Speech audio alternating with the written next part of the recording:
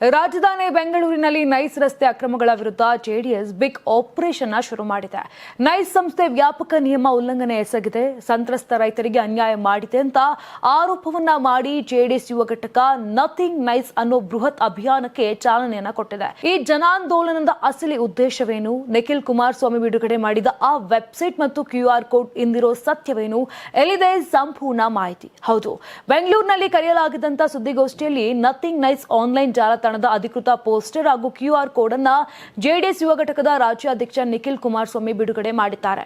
Nice ರಸ್ತೆಯಲ್ಲಿ ವಾಹನ ಸವಾರರು ಟೋಲ್ ಪಾವತಿಸುವುದು ಎಷ್ಟು ಸರಿ, ಯೋಜನೆಯಲ್ಲಿ ಎಷ್ಟೆಲ್ಲ ಅಕ್ರಮ ನಡೆದಿದೆ ಅನ್ನೋದಕ್ಕೆ ಸಾರ್ವಜನಿಕರಿಗೆ ನಿಖರ ದಾಖಲೆಗಳ ಸಹಿತ ಉತ್ತರ ನೀಡಲು ಈ ವೆಬ್ಸೈಟ್ ರೂಪಿಸಲಾಗಿದೆ. ಮುಂಬರುವ ದಿನಗಳಲ್ಲಿ ಇದು ರಾಜ್ಯಾದ್ಯಂತ ಬೃಹತ್ ಜನಾಂದೋಲನವಾಗಲಿದೆ ಅಂತ ನಿಖಿಲ್ ವಿಶ್ವಾಸವನ್ನ ವ್ಯಕ್ತಪಡಿಸಿದ್ದಾರೆ. ಏನಿದು 26 ವರ್ಷಗಳ ನೈಸ್ ವಿವಾದ ಅಂತ ನೋಡೋದಾದ್ರೆ, ಮಾಜಿ ಪ್ರಧಾನಿ HD ದೇವೇಗೌಡರು ಸಿಎಂ ಆಗಿದ್ದ ಅವಧಿಯಲ್ಲಿ BMIC ಯೋಜನೆಗೆ ಸಹಿಯನ್ನ ಹಾಕಲಾಗಿತ್ತು. ಒಪ್ಪಂದದಂತೆ ಬೆಂಗಳೂರು ಮೈಸೂರು ನಡುವೆ 111 ಕಿಲೋಮೀಟರ್ ಎಕ್ಸ್ಪ್ರೆಸ್ ಹೆದ್ದಾರಿ, 41 ಕಿಲೋಮೀಟರ್ ಪೆರಿಫೆರಲ್ ರಸ್ತೆ ಮತ್ತು ಲಿಂಕ್ ರಸ್ತೆಗಳನ್ನು ನಿರ್ಮಿಸಬೇಕಾಗಿತ್ತು. ಆದರೆ ಬರೋಬ್ಬರಿ 26 ವರ್ಷ ಕಳೆದರೂ ಯೋಜನೆ ಪೂರ್ಣಗೊಂಡಿಲ್ಲ. ಕಾಂಕ್ರೀಟ್ ರಸ್ತೆ ಬದಲು ಕಳಪೆ ಡಾಂಬರು ರಸ್ತೆ ನಿರ್ಮಿಸಲಾಗಿದೆ.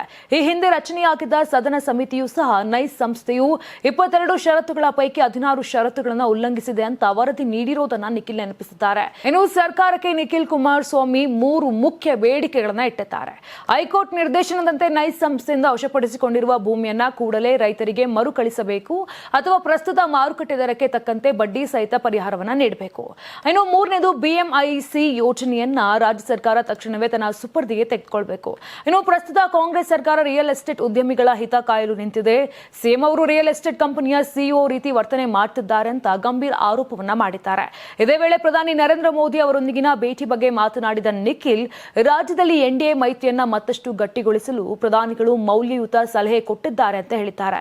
ಇನ್ನು HD ಕುಮಾರಸ್ವಾಮಿ ಅವರು ಮತ್ತೆ ರಾಜ್ಯ ರಾಜಕಾರಣಕ್ಕೆ ಮರಳುತ್ತಾರೋ ಅನ್ನೋ ಪ್ರಶ್ನೆಗೆ, ಅವರ ಆಡಳಿತ ಅನುಭವಕ್ಕೆ ಕೇಂದ್ರದಲ್ಲಿ ದೊಡ್ಡ ಜವಾಬ್ದಾರಿ ಸಿಕ್ಕಿದೆ, ಸೂಕ್ತ ಸಮಯದಲ್ಲಿ ವರಿಷ್ಠರು ನಿರ್ಧಾರ ಕೈಗೊಳ್ಳುತ್ತಿದ್ದಾರೆ ಅಂತ ಸ್ಪಷ್ಟಪಡಿಸಿದ್ದಾರೆ.